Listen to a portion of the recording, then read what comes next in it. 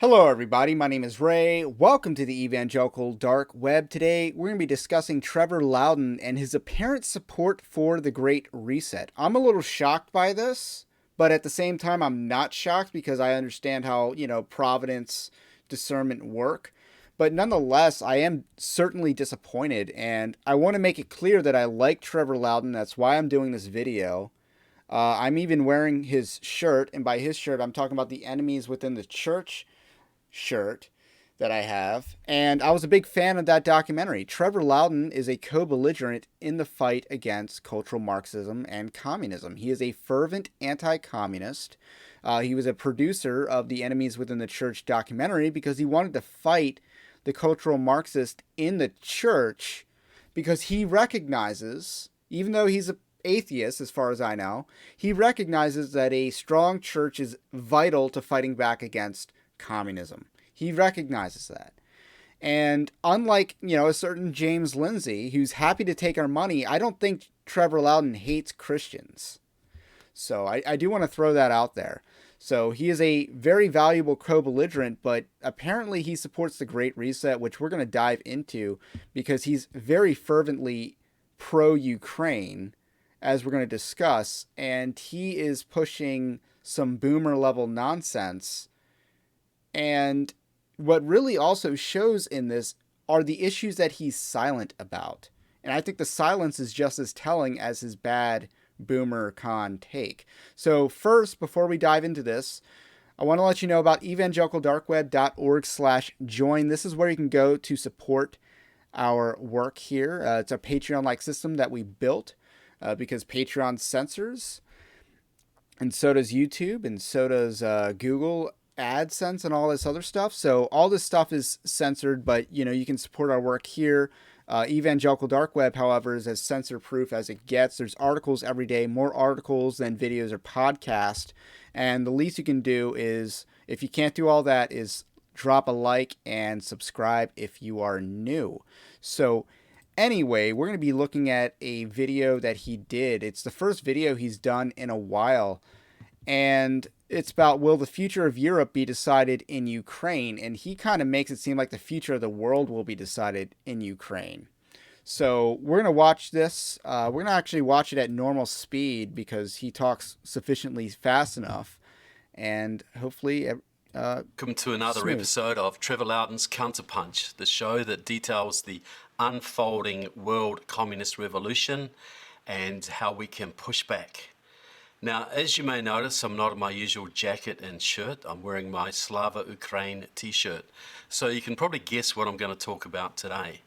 Now, I'm going to do something unusual today. I won't quote extensively. I'm going to read the whole thing out. It's a speech recently written by Oleksiy Reznikov, the Ukrainian Minister of Defense. And I think it... Now, was he the one that was fired? I got it, because they did a lot of change because Ukraine was losing Solidar, and they're pretty much about to lose Bakhmut, which is a very strategic point along their defensive line.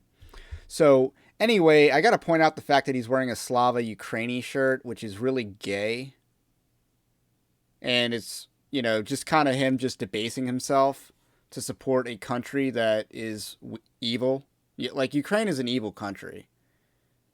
They have done nothing for the United States except bad things. They've been pretty much a piggy bank and a money laundering shop for our corrupt politicians. So I have no love for Ukraine on those grounds. They also sold nuclear weapons technology or secrets, trade secrets to North Korea.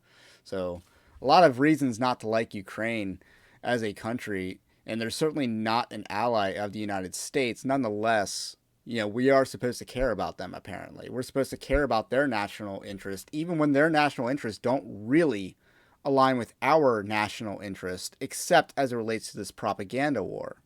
Because that's really what this is about. We are so invested in a propaganda war. It just sums up beautifully what is happening in Ukraine and the urgency of Western support. Now, I know this is a very controversial subject, especially amongst the conservatives of Europe and the United States, but please bear with me. I want to read out the speech in total, and then I want to make some of my own comments and add to it. So here we go. In an essay for the Atlantic Council published in I gotta point out that he has like dramatic music. I don't know if this is like the music from Call of Duty, Modern Warfare or something, but overly dramatic music for something that is not dramatic, or he's trying to emotionally manipulate you. When churches do this in sermons, it's emotionally manipulative. When movies do, have a score, it can be emotionally manipulative. It's supposed to be. It's part of the storytelling experience. But it can also fall flat at times and you notice it. But anyway, this is for emotional manipulation. And I find it strange. December 2021, I stated that Europe's future would be decided in Ukraine. 1 year on, what may have earlier seemed like a bold statement is now a recognizable fact. Ukraine has become Europe's shield, defending the continent along a 2,500 kilometer front line. With each new success of the Ukrainian army, the threats facing NATO and the European Union diminish. Over the last 10 months, Ukraine has destroyed a large number of Russian army units that have been training for decades to attack the West. Russia's military potential will take years to recover. Ukraine's heroism has won Europe precious time to rethink its approach to security and defence. This re-evaluation should begin with a frank reflection on the events of the past 12 months. Every single pre-war Ukrainian... I want to point out the fact that Zelensky is wearing a suit in this image. And I saw recently that he was wearing a suit when he was meeting with Trump. He was wearing a suit pretty much before the war. So after the war started, he took up this act, and it's an act of wearing a green shirt everywhere. That's just something to point out. Because it's all a propaganda war. He's used a lot of green screens. He's used a lot of speeches. And he's kind of like Viserys in Game of Thrones, where he's kind of like a beggar king. Except, unlike Viserys, this guy's actually getting something. He's getting a lot of money. He's getting a lot of weapons and stuff. And he's gotten a lot of foreign mercenaries to fight for him as well. Warning regarding the likely consequences of a full-scale Russian invasion have come to pass. From millions of refugees to global energy and food crises. 1 year ago, Germany's leaders were still insisting the Nord Stream 2 pipeline was a purely economic project. It is now painfully obvious that there can be no return to the business as usual with Putin's Russia. Since the Russian invasion began on February 24, the international community has taken a number of appropriate steps to sanction Russia and has provided Ukraine with vital support that has changed the course of the war. Nevertheless, the fact remains that we requested most of these steps prior to the invasion, only to be told that that was impossible. This caution has proven extremely costly. Nor is the danger limited to Russia itself. In recent months, Moscow has sought to form criminal coalitions with other terrorist regimes. Russia and Iran are now testing cheap but deadly drone technology against Ukrainian civilian targets. So I want to talk about the drones because I've talked about that on this channel in the past, and these are these little cool cheap drones that are Iranian technology, but I think they're manufactured in Russia because they have some sort of like agreement there. So they're called like the Garin drones, but very cool, very cheap drones that can loiter. They can go a considerable distance for a missile-like drone, and Ukraine can't really stop these things. They say they can stop these things, but then they kill 2 Poles in a field. It will come as no surprise if these weapons are soon deployed elsewhere. Russian military technology... Actually, the success of these weapons is actually getting a lot of buyers for these weapons. So a lot of countries are signing up to buy these weapons because these drones are very effective. And what we're kind of seeing is like a changing of warfare. So there's a lot of emphasis on tanks currently, but you got to wonder, drones over tanks, as and artillery and all that other stuff. because they're cheaper. Technologies offered to Iran in exchange for their support in Ukraine pose a further threat to international stability. Both Russia and Iran have previously been offered ample opportunities to pursue policies of global integration on very generous terms. So, global integration is code for New World Order. I just want to be clear about that. You know, I want the United States to be unglobally integrated. I want us out of the United Nations. I want, you know, all these nations to get out of the European Union. The European Union is also an anti-American organization. It's pretty much founded to thwart American economic interest. You know, so there's that.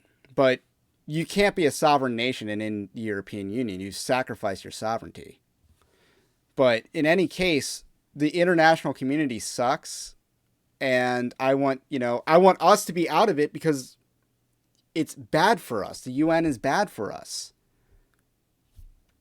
And he wants all these other nations to join. And he doesn't see that, you know, the UN and NATO and the European Union, these organizations, along with the World Economic Forum, which we're going to talk about shortly, are all part of this New World Order or Great Reset. So it's interesting how he talks about these regimes, but again, we're going to talk about the regimes that he does not talk about. Have consciously chosen confrontation and have sought to weaponize everything from energy and food supplies to migrants and social media. This proves the folly of earlier efforts to appease Vladimir Putin and gives a strong indication of what we can expect if Western leaders do not adopt a more resolute stance. Today's already alarming security will only deteriorate if Russia is not decisively defeated in 2023. The world has already paid a terrible price for handing Russia the geopolitical initiative. For Ukraine, this has included tens of thousands of lives and destruction on a scale not witnessed in Europe since World War II. For the wider international community, the economic costs can already be counted in the trillions of dollars. Clearly, it's time to... So, you want to talk about inflation? You know what's inflating the economy is loaning Ukraine a bunch of money. Because do you know how loans work? When you loan, if a bank has $1 and loans out $1, or prints money. So we've been printing money. That money exists now. That money's existent now, but it's also a loan, so it's also recorded as a dollar amount in the bank. We've pretty much inflated our economies to loan money to Ukraine. All this money that Ukraine is getting is inflationary. It's raising the cost of everything because you're increasing the supply of money. And he's blaming Russia for that. No, that's our own response. Because if Russia was or even still, if Russia even is to blame for that, their economy is not inflating. They're actually reducing inflation over there. So it's economic warfare in a sense, just like World War II. A lot of people don't realize that World War II was really like industrial economies facing each other just as much as armies facing each other. Germans couldn't outproduce planes and tanks or automobiles. In fact, a lot of their army relied on horse transport, which is, you don't see many videos of that because the Germans didn't want to show that off. They wanted to show off their industrial logistics. But they relied on horses a lot. But anyway, we're to blame for inflating our own economy here. We're engaging in this proxy war at our own expense. And people realize that. To try a different formula. He is absolutely right in what he's saying. If Ukraine falls, China will attack the Far East, probably the United States itself. The Middle East will turn into a bloodbath, a nuclear bloodbath. So let's tackle these hyperbolic hypotheticals in order. So China attacking Far East, which basically means Taiwan. China has been at war with Taiwan pretty much forever, since 1947, or really since the, the Chinese communists and the Chinese nationalists fought their civil war. The Chinese nationalists escaped to Taiwan. It's kind of similar to, what is it, the Ming Dynasty. So anyway, a lot of history with Taiwan being the refuge for ousted regimes. So in any case, they said all last year that China was going to invade Taiwan. China didn't. Instead, China seems more internally focused on some sort of crackdown. And who knows what's going on in China. I think it's a little too hyperbolic to suggest because it's kind of like a global warming forecast. We're still waiting. You're 12 years. You said, we have 12 years to fix a problem and we're already 4 years in and we don't really see the problem getting worse. It's kind of like that. So, yeah. And then let's go to the Iran example. Iran also has some internal strife. I'm not sure how much of that strife is CIA. I'm not sure how much of it is genuine will of the people. I'm not sure what to think about that. But Iran also isn't in position to start wars with all their neighbors. They're invested in proxy wars, like in Yemen, which was Obama's crowning achievement until it wasn't. But I don't see Iran and the Saudi Arabians going to war with each other because there's too much money to lose. The Saudis will probably avoid that. And the Saudis and Iranians, Iran doesn't exactly have a successful history of military offensives. They were at war with Iraq for 8 years, I believe, in the 80s. The Iran-Iraq war, and that war didn't go great for either side. So I'm not really sure of Iran's potential here. So I'll let him finish the Iran talk. As Iran probably attacks Saudi Arabia and Israel, you'll probably see. How is Iran going to attack Israel? Ballistic missiles? Israel's a nuclear power. Iran, they're not a nuclear power yet, or at least, there's no evidence to suggest that they are a nuclear power. But, if Iran has ICBM technology, intercontinental ballistic missiles, sure, they could attack Israel, but Israel could then nuke them. Israel is not a weak country. We need to stop pretending it's a weak country. We need to stop giving them money because they're not a weak or poor country. They don't need our money. They don't need our military aid. They're big boys. They're the most powerful country in their region. And they also are a force of destabilization in that region. Specifically with Syria. So, and obviously the United States did overthrow a stable regime in Iraq only for the last 20 years of Iraqi history to unfold. Regrettably, because it wasn't worth it. But in any case, this is kind of nonsense. How is Iran supposed to go to war with Israel? Are they supposed to, sail their armada around the Arabian Peninsula, go up the Suez Canal, and beachhead invasion? Or are they supposed to traverse, 1,000 miles or so, at least, of desert to do so? Do people not realize how logistics works in war? And, just because two countries look like they're close on a map, means that, they can just, have a supply line that is unfettered. The reality is a lot more difficult. Space is a lot more, it's a lot bigger. The terrain is bigger. The North Korea attacks South Korea. You'll see the communist wave that's going through Latin America now spill over.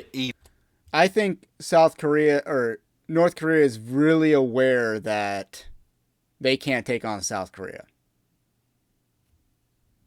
even more into North America under the guidance of Mexico's communist president AMLO. So the whole world hangs in the balance here, and Ukraine is standing in the gap, like the 300, the famous 300 at Thermopylae in ancient Greece, the 300 that stopped the Persian invasion of Europe.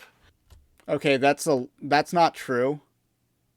I mean, the Battle of Thermopylae is very mythicized, but the Persians eventually won that battle, and it was a stalling battle, and I believe it was the Battle of Marathon that actually saved Europe, not Thermopylae. And, this battle was a strategic victory in a sense, even though it was a tactical defeat, because it allowed the Greeks to gather their forces, but nonetheless, I don't know. I'm going to quibble with that because, I think the Spartans are the most overrated of civilizations in ancient history, so I don't like the Spartans. It's a good analogy, I think. But I would go a little bit further than Reznikov again, because I think this isn't just a battle of imperial powers. This isn't just Imperial Russia trying to re-establish this great, the old Soviet empire. I believe that Russia is still guided by communists, is still run by the KGB, and they are in alliance with China and North Korea and Iran and Venezuela, Cuba, Nicaragua, and several other nations. All the bad guys. And right now they're trying to change the world balance of power in their favor. So, first of all, that's not... If you were one of those nations, you would also want to change the balance of power in your favor. But secondly, it's just kind of confusing to me. We're supposed to care because they're stopping these countries from establishing a balance of power, balance of power theory, which is a very old school of thought as it relates to foreign conflicts and foreign policy. And balance of power theory was the dominant theory leading up to World War I. But the problem is, because the idea of balance of power is, you align yourselves with, if one nation's getting too powerful, you form an alliance against them. And if that alliance is too powerful, you form an alliance to counter that alliance. And the problem with balance of power theory is that it was believed that this would prevent war. But ultimately, balance of power theory made World War I what it was. That's what happened with balance of power theory. It prolonged and escalated a war. A very costly war. If that is achieved, that's the end of Europe, that's the end of Australia, New Zealand, Canada, Africa, Latin America, and most importantly, the end of the United States of America. That's 1,000 years of darkness, from Ronald Reagan's famous phrase. We'll preserve for our children this, the last best hope of man on earth, or we'll sentence them to take the last step into 1,000 years of darkness. We talk about Putin because he's the... So, and this I think is the problem with Trevor Loudon. He sees a communist under every corner except his own. He's trying to talk about an axis of evil, but I look at the Western countries and I see that we're the axis of evil. We defeated the Nazis only to take a bunch of their scientists. I mean, the Soviets did as well. First round draft. Stuff like that. They had a draft or something like that. But then we adopt much of their ideology. Just we waited until 2020 to really implement it. But after the fall of the Soviet Union, NATO became what it was, and NATO became a force of evil. We became a destabilizing force.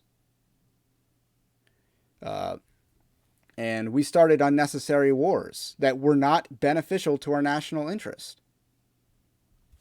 And it's strange. And then we're the degenerate countries. We're the degenerate countries. We're exporting degeneracy everywhere. That's why the Taliban was able to keep recruiting all those years. Because they saw the American flag over there, and they associate it with degeneracy.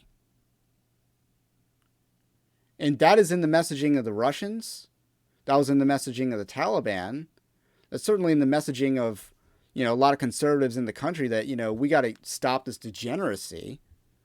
We need to repent as a nation. But he's more focused on, these communists who aren't really the old school communists. Maybe they're despots, but I don't see how they're Marxist. I don't see how Vladimir Putin's a Marxist. Convenient leader. He's the face of the new Soviet Union, like, Stalin used to be, and Khrushchev and Brezhnev, etc. But really, since Stalin, Russia has been controlled by the intelligence services. No Russian leader, including Gorbachev, gets into power without the blessing of the intelligence services, what used to be called the KGB. Well, I want to look in the mirror right now, because what about America? You know how much the intelligence services help people rise and fall? How deeply embedded in the entertainment industry the CIA has been? Who killed JFK? We could talk about that. I was like, look in the mirror. We have the same thing going on here. Same with Putin. Putin was a KGB guy. He's a Russian intelligence guy, head of the Russian intelligence services. Russia is attacking Ukraine because the Russian intelligence services, which are still communist to their bootstraps, want them to. If Putin died tomorrow, the war would continue because it isn't Putin's war. It's the KGB's war. It's the security intelligence, security apparatus's war. And the security apparatus is working with China and the other communist nations around the world to change the balance of power. So, yes, I support Ukraine. Absolutely. Do I support Joe Biden? Do I support the Democrats? Absolutely not. Do I wish that we didn't have to spend all this money defending Ukraine and drawing down our own military resources? Absolutely. Do I understand that if Biden had been a patriot and really an American, he could have stopped this war even developing? He told Putin to go to war. He said a limited military incursion in Ukraine would not merit an American response. That was the green light. Since that time... You want him to say that we're going to go to war for Ukraine? You want Joe Biden to have said that if you invade Ukraine, we're going to declare war? That's insane. He's made a lot of noises and he supplied a lot of armaments, but not nearly as much as you might think. And a lot of the money, I believe, has been siphoned back to left-wing causes in the United States. So I will say this. The Ukrainians are the most slandered people in the world right now, just like American Trump supporters were slandered for several years. Hold up now. Like, seriously? Do not compare. We are not the same. I'm going to count myself as a Trump supporter for this analogy. We are not the same. We don't support the Great Reset. By the same people. President Zelensky is probably the most slandered person in the world right now, just as President Trump suffered 5 years of slander. Remember, President Trump was a big supporter of Ukraine. He put Putin in his box. He gave Ukraine lots of weaponry, lots of support, and Trump supporters now should stop watching the Russian propaganda and understand that America's survival depends on Ukraine's survival. That's nonsense. How is Russia going to invade the United States? They're not. But you know how they could invade the United States? Or it's not even they. It's like the Russians aren't the ones importing the ideology that's killing the United States. If anything, they seem to be on the other side. Again, them, Hungary, and Serbia seem to be opposed to all the degeneracy in the United States. And What he's saying is that our future depends on Ukraine. It does not. If Ukraine falls, who cares? Doesn't affect the United States. It doesn't. We can stress all about how it will, but it doesn't. The dominoes theory has not really proven true historically. The fall of Vietnam didn't exactly make all of South Asia communist. I think we were kind of successful in preventing Nicaragua from expanding, but still, and I'm trying to think, obviously sometimes the domino goes the other way where it actually increases instability, like with the Arab Spring. The Arab Spring increased instability throughout the Middle East, and that was a bad domino effect. But in any case, Ukraine is not an ally of the United States. They're not in NATO. And Trump was wrong to give them military aid. And Trump is even now calling for a de-escalation of the war.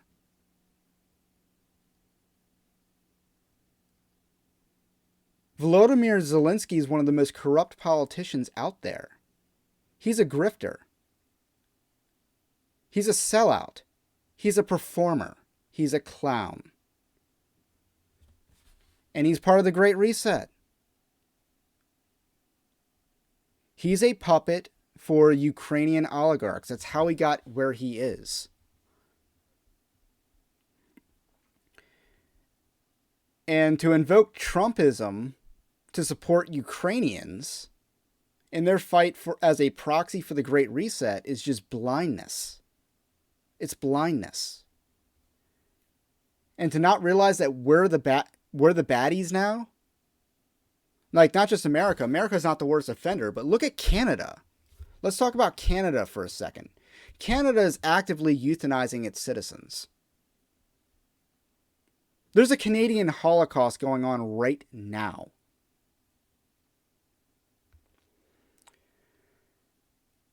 And they are an entirely culturally Marxist government, and they have no means of resistance other than the Canadian truckers. They can't politically resist the cultural Marxism. They have no political apparatus. They have 5 left-wing parties in Canada.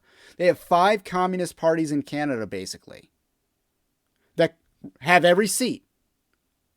Every seat in Canada is owned by a left-wing, pretty much a cultural Marxist, effectively one. And they're doing a Holocaust right now, euthanizing their own citizens like it's Soylent Green.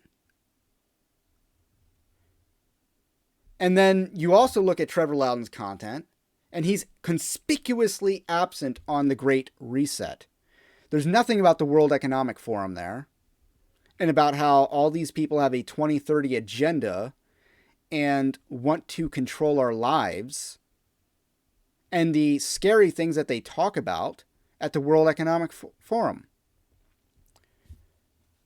You don't hear him talk about that. Instead, you hear him try to insist that there are no Nazis in Ukraine. That's a lie. The Azov Battalion, I don't get it. I really don't get it. This is one of the things that confuses me.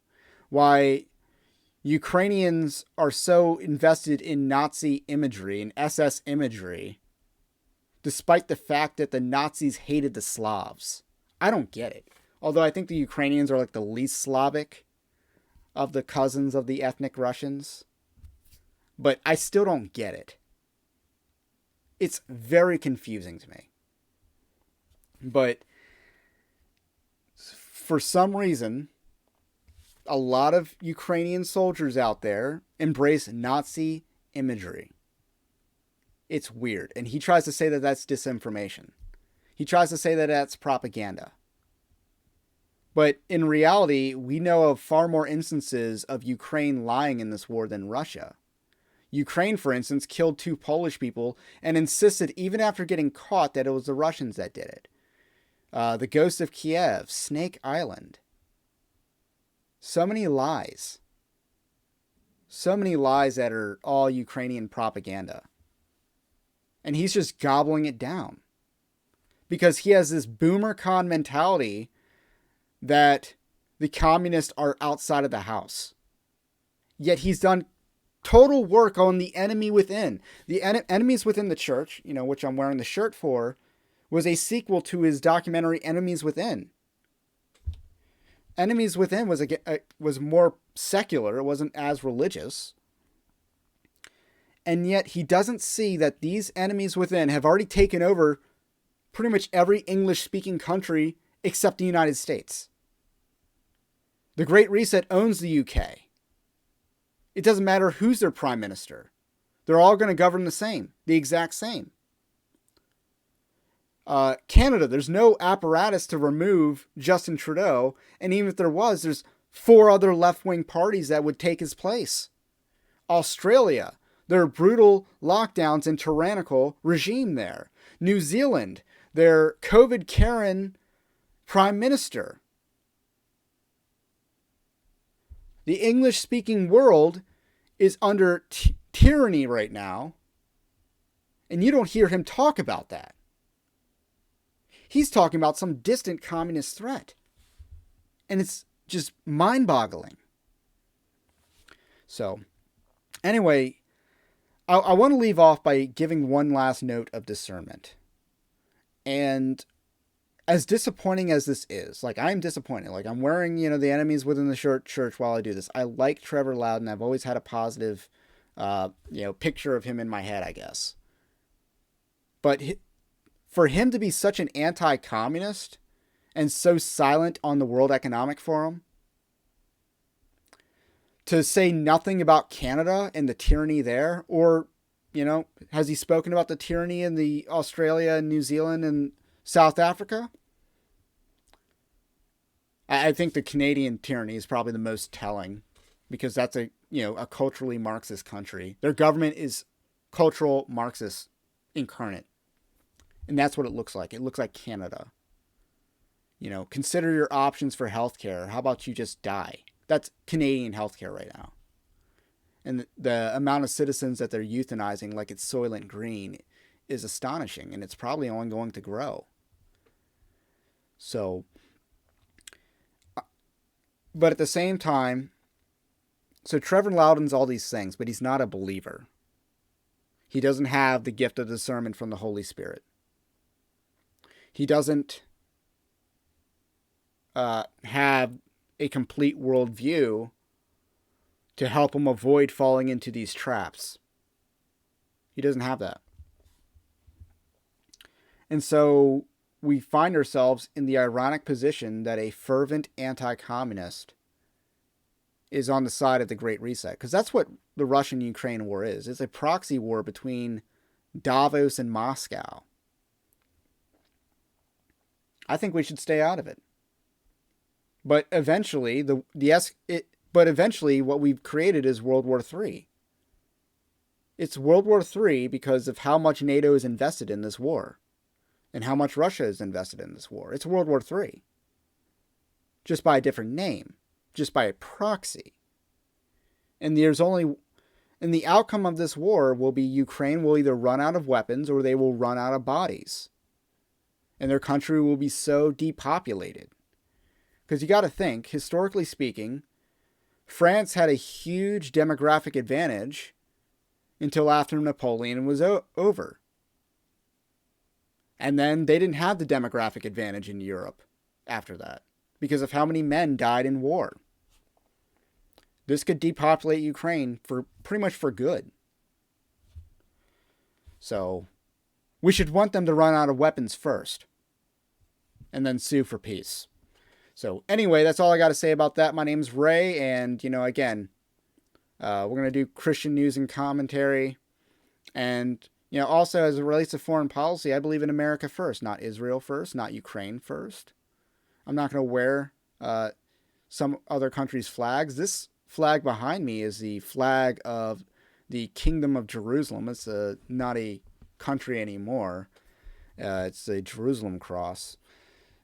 Representative of a crusader state. Because again, I like this imagery because it's, spiritual warfare imagery and Christian nationalist imagery. But anyway, have a blessed day. Let me know about what you think about what I think. I will catch you on the next one.